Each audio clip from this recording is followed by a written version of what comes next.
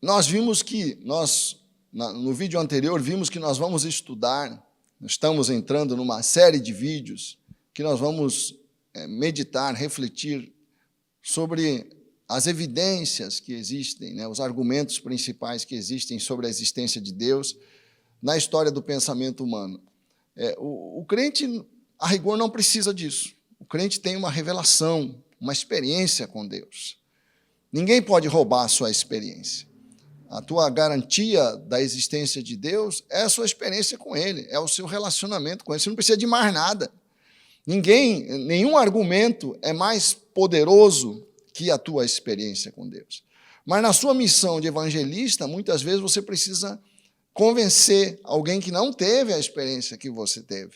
Você precisa muitas vezes convencer seu ouvinte que a sua fé não é baseada apenas numa emoção, não é baseada apenas num pensamento positivo, num desejo, né? Eu quero que Deus existe, então Ele existe. Não.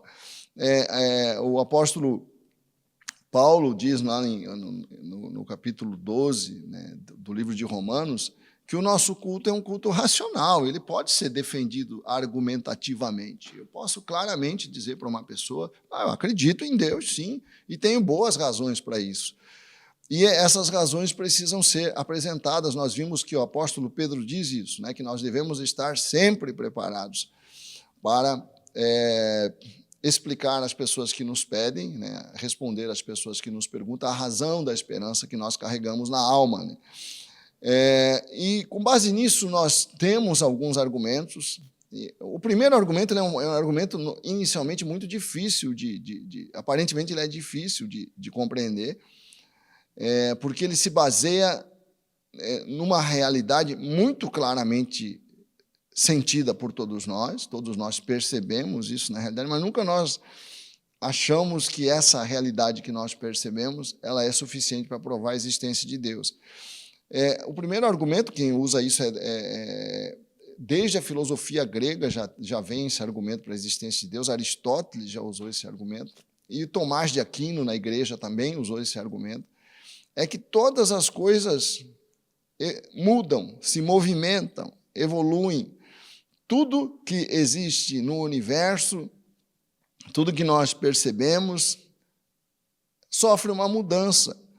Agora, qual é a causa dessa mudança? Como é que isso se iniciou?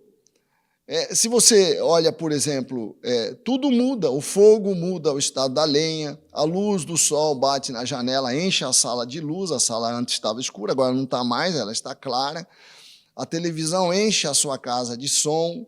Nós vemos que as coisas mudam empurradas por alguma outra coisa. O que é que causa? Qual é o motor das transformações que nós vemos no mundo? Existe a terra que recebe uma semente, dessa semente nasce uma planta, essa planta cresce, se transforma numa pequena árvore que começa a produzir laranjas, por exemplo, né? Essa planta, essa árvore, essa laranja, nada disso existia. O que faz com que a semente se movimente em direção à planta? De onde vem essa força que põe as coisas em evolução, em movimento, em mudança? Ainda que eu saiba que foi o agricultor que plantou a semente, que deu início a esse movimento, que deu origem à planta e assim por diante, todas essas coisas mudam por força de uma outra coisa. Alguma coisa muda a outra coisa, nada muda por si mesmo. Por exemplo, eu envelheço por causa do tempo, é o tempo que incide sobre a minha vida, sobre a minha existência, que vai me trazendo o envelhecimento, e eu vou mudando, eu não existia, eu passo a existir, eu nasço, eu cresço, daqui a pouco eu não existo mais, já passei, pelo menos fisicamente, não existo mais, embora a alma, nós cremos, a nossa fé é que a alma é imortal, e eu tenho que pensar, uma coisa muda outra coisa, uma coisa muda outra coisa. Mas tem que existir algo que é o movimento inicial de tudo isso, que deu início a tudo isso. Porque isso não pode regressar ao infinito, senão nada ia começar. Para que alguma coisa comece, precisa existir algo que deu início às mudanças e ao movimento no mundo. Aristóteles fala, tem que existir um motor. O motor é aquilo que move, né? O motor é aquilo que move a coisa. Tem que existir um motor que é o início do movimento, e esse motor não pode ser movido por nada, porque tem que haver um começo do movimento. Por que as coisas não estão paradas? Porque alguma coisa deu início ao movimento, e essa coisa, na concepção dessa argumentação, que é a argumentação baseada no movimento, só pode ser Deus.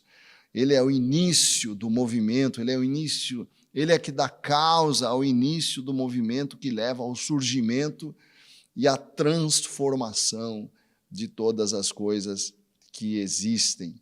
Por isso que o Salmo 33, verso 6, fala assim: pela palavra do Senhor foram feitos os céus, e todo o exército deles pelo espírito da sua boca.